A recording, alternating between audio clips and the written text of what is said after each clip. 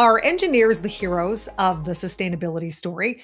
I'm Michelle Dawn Mooney, and on today's edition of Our Connected World, we will take a look at the role engineers are playing as we all work toward a more sustainable future and how that aligns with efforts of the companies they work for. Here to walk us through this is Lauren Benne. She is the Director of Global Corporate Responsibility at TE Connectivity. Lauren, thank you so much for being here. Welcome to the podcast.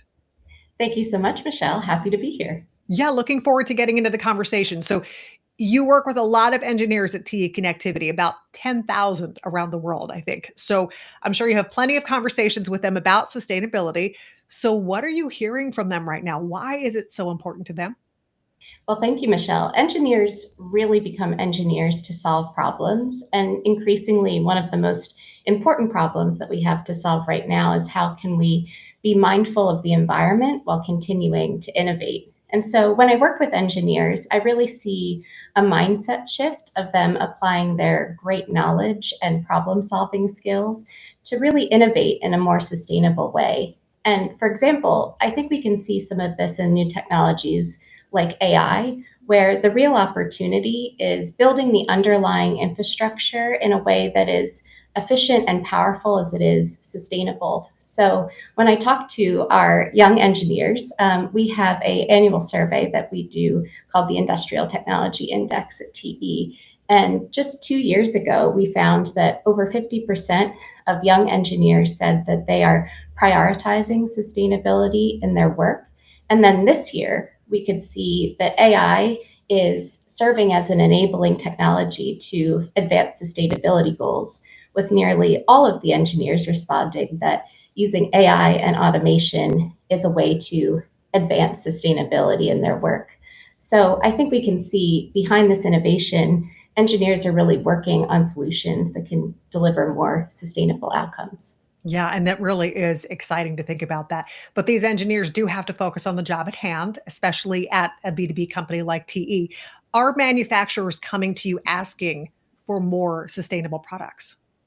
Yes, for sure. Our engineers have some of the biggest opportunities right at the design phase to influence the sustainability of our products. So, what we're seeing customers ask for is products that use less material, lower carbon material, and are really designing with circularity right from the get go.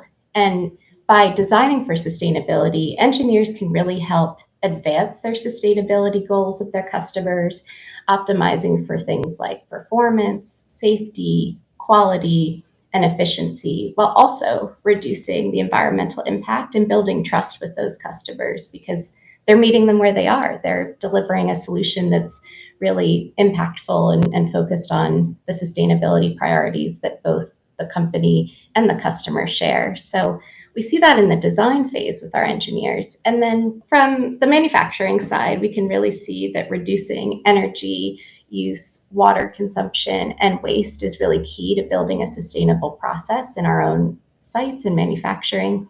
And by uncovering inefficiencies to cut those emissions, water, and waste, engineers can really help streamline operations where they work and help build long term business resiliency at the same time. So, Lauren, a follow up to that, does TE do that as well?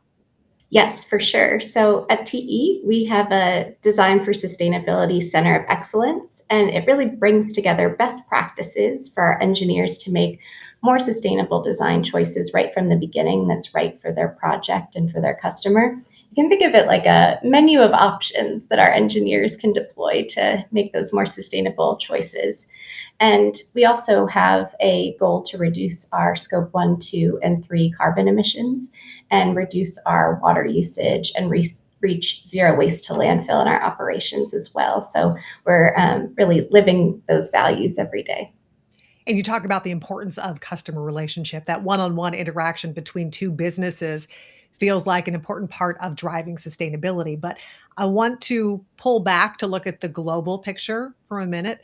What are today's important sustainability trends, in your opinion? Yeah, for sure. So we work all around the world. And so I feel like we have some good insight into these trends. So on the industry and market side, we can see the industrial world incorporating sustainability into their product offerings. For example, in the energy sector, we see more investments in renewable energy solutions like wind and solar.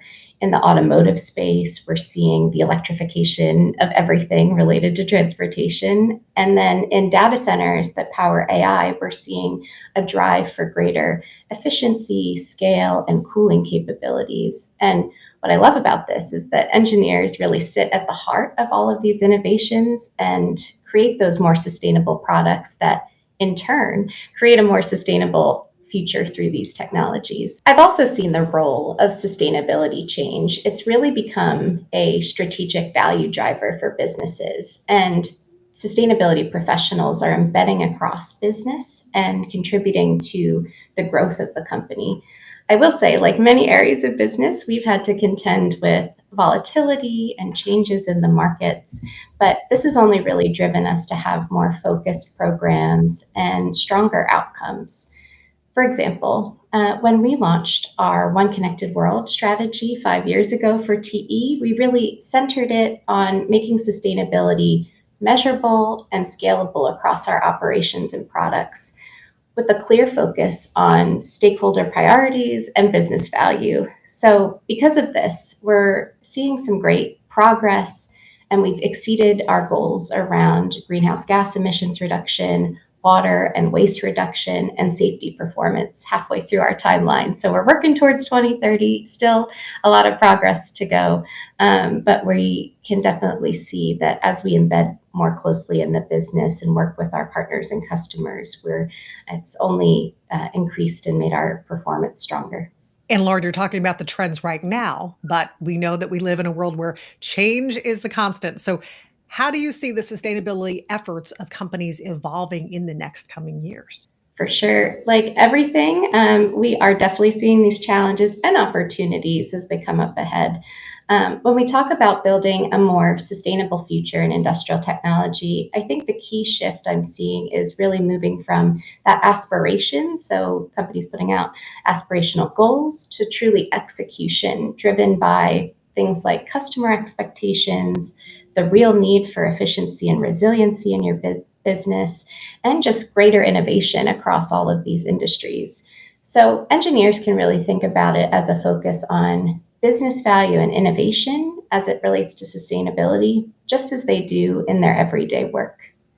I also think a really key trend coming up will be co creation really becoming the dominant model in industrial sustainability. So, customers really want partners who help them solve their challenges. So, those could be performance, cost, even compliance. Decarbonizing is also becoming a commercial necessity. So, across industry, customers are really asking their partners and suppliers to know their carbon footprint and reduce it in their own operations and products.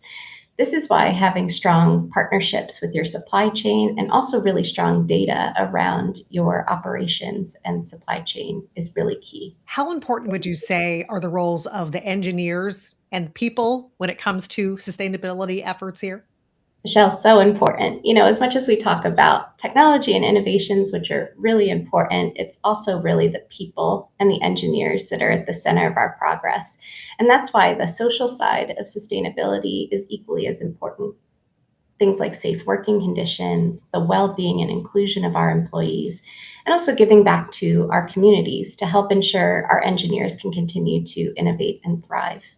So, as we're wrapping up here, I want to end on a high note. Not that we already haven't been shining the light on the positivity of sustainability and the work being done here, but sustainability work is based on the premise of a better tomorrow. So, with that said, what are you most optimistic about? Where do you see real momentum? And then, what role would you say partnerships play in building a more sustainable future? Well, Michelle, the future of engineering is bright from my vantage point. I lead the TE Connectivity Foundation, which invests in engineering and technology education around the world. So, in this role, I have the opportunity to work with youth and future engineers nearly every day. And I can tell you, I'm so inspired by the opportunity to work with those individuals and really see them use STEM and AI for good.